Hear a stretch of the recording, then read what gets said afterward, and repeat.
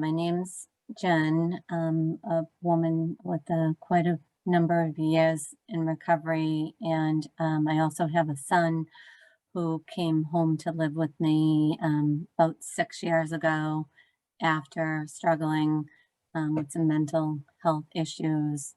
He had been sober for 3 years before that, and I wanted to provide him a safe place to live and thought with my own experience that I was an expert and could be able to give him what he needed. And he ended up staying in his room pretty much for 5 years, isolating. I was telling people, like I'd go to meetings and talk about it, but people stopped wanting to hear it. And it was like I was crossing a line. I wasn't talking about my recovery. They didn't know how to help. And so then I want to cry because I stopped talking about it and became, ashamed. And I think when you're in it and day after day after day, it just starts to be like this weight pulling you down. And I started to feel really just hopeless, like I didn't know if there was a way out. And I had a friend who knew about this program who encouraged me to come, and I didn't want to. I didn't want to believe that I didn't know the answers, that I didn't have the solution myself. But I said, all right, I'm willing to listen to a first video introducing Stop the Chaos. And I listened to it and I said to myself, if it tugs at my heart, I'll give it a try. And it did. And so then I did Stop the Chaos, and I didn't expect it to get into like my stuff and really got into the family system. I didn't get to the degree, all my knowledge. I was going overboard on that and being a fixer. And so that's what first got me into the program. We've had really positive results. Thank you so much, Jen. So what you're Thank saying you. was you were at other fellowship meetings and you stopped talking about it because you weren't getting answers. Yeah, that's really powerful. I'd not heard that from you before. That just really landed for me really Thank hard. you. Yeah, that's Thanks. so not helpful for any of you. I'm so glad you got your voice back. Yeah, so my name is Sunita Saylor, and my husband is an alcoholic. And I was not only worried about him, but I was also worried about my 10-year-old son. Before I met you, Kate, before I had talked to Mike, I think that I was living in a world where I compartmentalized and ignored everything that was wrong. And I did it for convenience, and I did it for the idea of being in love and thinking it wasn't as bad as it could be. And I knew that I was harming our child by ignoring it. And I am a businesswoman, I'm a strong woman, and I used that strength to compartmentalize it so I didn't have to look at it. And it started seeping out of my box. And I also was recommended by a professional counterpart who had worked with you before. And she said, it'll change your life. And she was right. And I think that stepping into taking care of myself, stepping into taking action gave me all the fuel I needed to keep going. Very thankful. So I'm Sue. I actually hunted Kate down. I was on my own recovery discovery journey with Tommy Rosen and Nikki Myers and some other greats that were my mentors. And Kate happened to be on a live. And when you spoke, I was like, oh, I think I listened to you like 6 times. And I was like, oh, I gotta find her. I gotta find her, because it was okay in my own struggles, but when it seeped into my family, I didn't know what to do. And I didn't want to be the case manager. I didn't know how to be the case manager anymore. And I felt broken, like lost, and I didn't know what to do anymore. But I knew that she had some solution that was powerful. It was a different way, because what I realized was that no love was going to cure this addiction. Like I tease about it, but it's not funny. Like I was laying at the door. I was a detective, and like no amount of love could fix it. And I wish that I knew that when I had my own struggles. And I'm so glad I know it now, because it isn't about love. Addiction is not about love. Addiction is a disease. And I know that so much more. And all the things that I were doing were feeding the addiction and not the solution.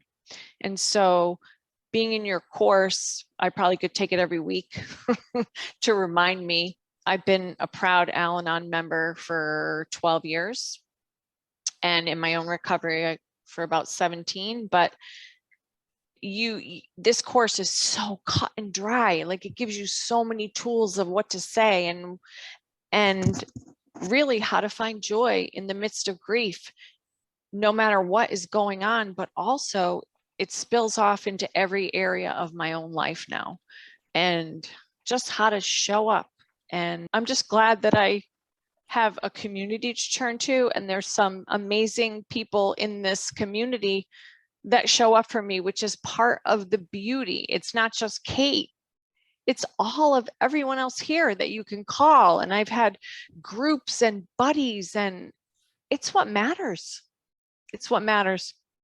I'm really grateful. Hi, I'm Steph. I'm the wife of an alcoholic and addict. Basically, he's been an alcoholic for right when we got married, maybe a little bit before, but I kind of just ignored all the signs and didn't believe that it was really happening, and always thought that he was just going to get better.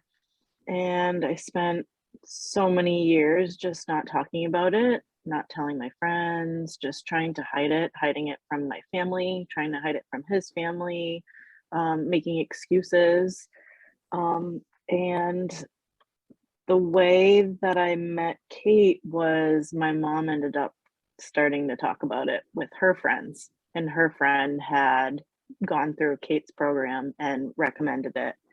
And I remember talking to Kate the first time, and she had referred to me as being on the ceiling. And it's so true. I was a total mess. I have two really young kids. Right now they're 3 and 20 months.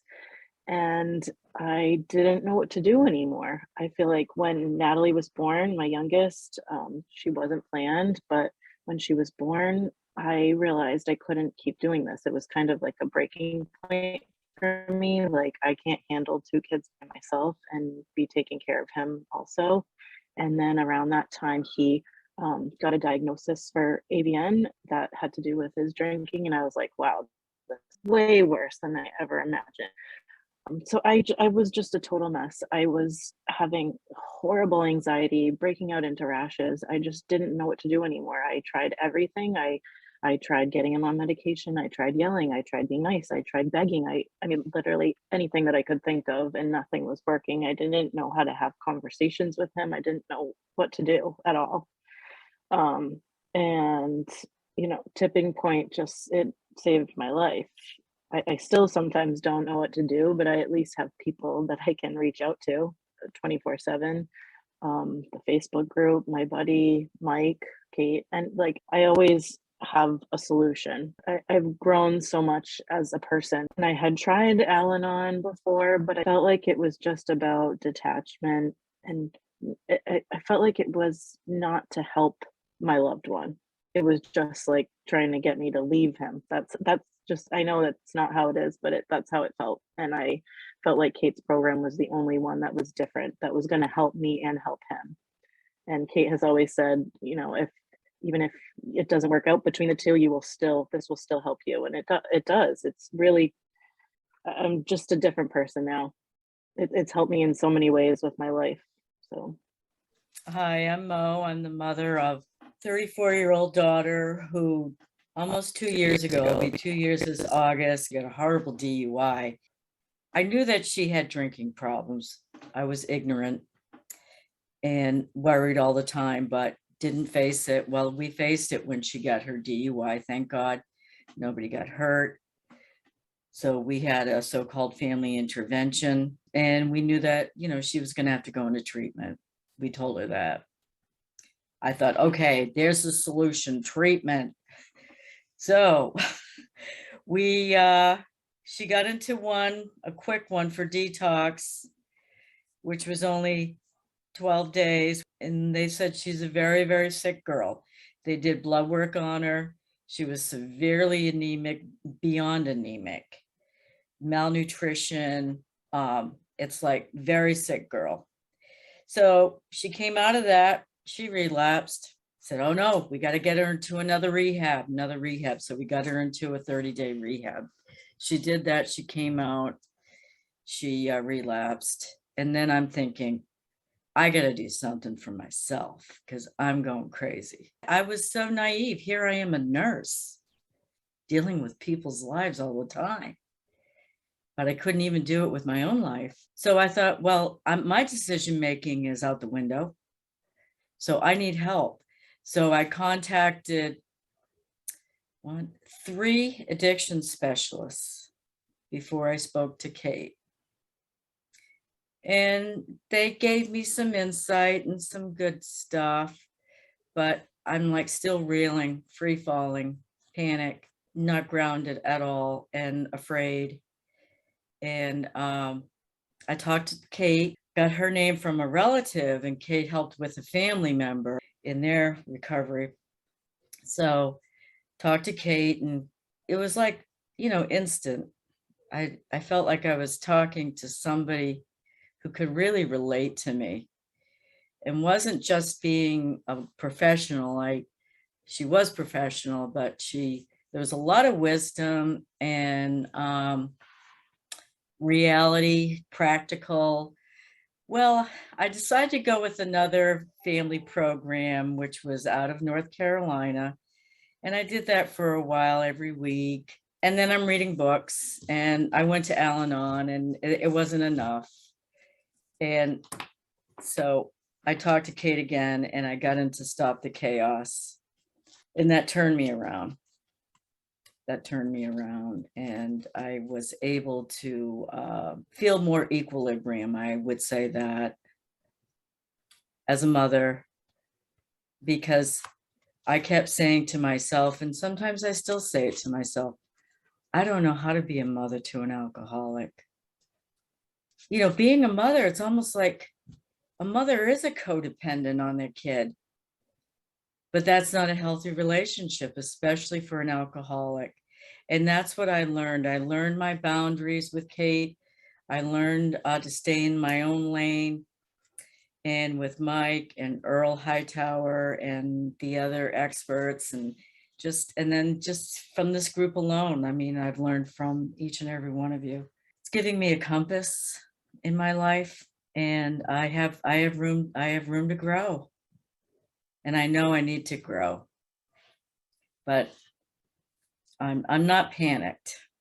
And the panic lasted a long time, but I don't feel it. And this tipping point is helping me. That's powerful because you had tried a lot of things. That's a real testament. And I don't mind. I like the comment that I was professional, but there was something different. I would almost even be okay with it. It wasn't.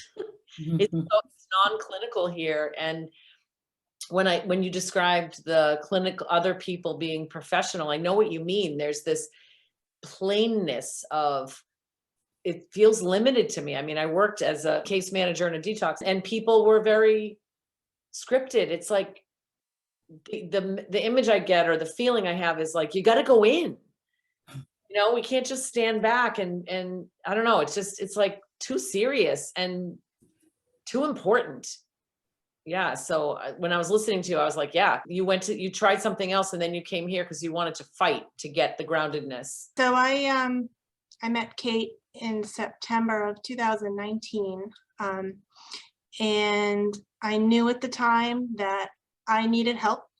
but I didn't know what to do because I figured at that point, my husband probably was never going to stop drinking. I figured he would just drink forever and I would have to live with it. And so I needed some help and I didn't know what to do. And I had 3 kids. And, you know, now they're 17, 14, and 12. And they were crying all the time, hiding in their rooms, fighting. I was fighting with them and with my husband, and it was just a chaotic situation at home, and I just didn't know how to deal with it. So, and Kate said that she could help me, and she actually ended up helping with an intervention. I got my husband into treatment shortly after that. And he was in treatment for a good amount after that, but he kept bouncing around to different places. And luckily Kate was there to kind of help me along the way to navigate that situation. But I was in the Tipping Point group and I had my support 24 hours a day, and I did need to use that a lot. And that was huge. And being able to have somebody to talk to about similar things that we're going through, because otherwise I didn't really know anybody in my life that I could talk to. And I had tried Al-Anon a little bit, but it just wasn't anything like Kate's group, being able to talk to other people about what was going on. And through the time that I was working with Tipping Point Recovery, I also discovered how I could be empowered to take control of my life and take care of my kids. Because like I said, when I first joined Tipping Point, I figured that it was kind of a lost cause and I would just have to deal with it the rest of my life. And now I'm happy to say that we are all happy. My husband is home. He's been sober for 9 months and, you know, on a really good path to recovery. And I'm a different person today because of Kate and Tipping Point. Thank you, Laura. You've strengthened so much. I love that you share you're in recovery from low self-esteem. Every time you say that, you allow someone else to check in and measure their own self-worth. All of us have such a much lower self-worth than we even probably acknowledge. So I just love that you're courageous to say that, because it helps others so many times when you say it. Thank you so much. So I would love to ask this one question, and let's just popcorn around. You guys can come off mute so that you can feed off of each other. But what do you think are the top insights that you've gained for you around managing being in a family with addiction? For me, it was better, I found, to start the conversation with, so how does that feel for you? Rather than saying a solution, or that opened things up for more information, and it shifted the dynamic of the relationship. I think I found my voice and like to be comfortable in my own skin and to say my truth. And I'm still working on how people receive that, but I'm not as worried as I used to be. And I find that I am much more joyful than I used to be. That you can still love the person, your loved one, who's an addict, who's out of control. But you, at the same time, I've learned that I don't have to tolerate their behavior. Yes, you don't have to tolerate. You can love and don't have to put up with. That's really big. For me, that was really big. Steph, how about you? Biggest insight? Yeah, I would say boundaries. Like I knew nothing about boundaries before. And you know, also like staying in my lane and learning that I can't fix this and I can't control what he does. It's still a work in progress, but you know, just taking care of myself and putting up a boundary and saying like that's not acceptable. I'm not going to do this anymore. I can't make you go to treatment, but I can say you need to leave, and I'm not letting you stay here anymore. So You're not accommodating the addiction anymore. Think about that's what you imagine if it was ever presented to you like that, you would have said, no, but that's what we do. We accommodate the addiction. Hey, addiction, come on in and take over my life. Hell no. Mhm. Oh, I love that you're doing that now. Laurie, but what about you? Biggest insights? So many. Yeah, yeah, similar to Steph, like trying to control and monitor the drinking and all that stuff. Like it's not really doing anything good. In fact, it's probably harming the situation for yourself because you're just getting deeper and deeper into the obsession of you know, trying to control and monitor the situation. And you know, just knowing that I'm on my own path to recovery and he's on his path, and what he does with his path is his own thing, you know, and I can help guide him, but I can't control it. And I think being on my own path to recovery has definitely helped, you know, with him seeing that I'm going to my meetings and I'm doing the step work and I'm doing all that. I think, you know, has been huge for him to know that we're both working on ourselves and then we're working together with the therapist. So I think just everything put together has been, you know, just been working.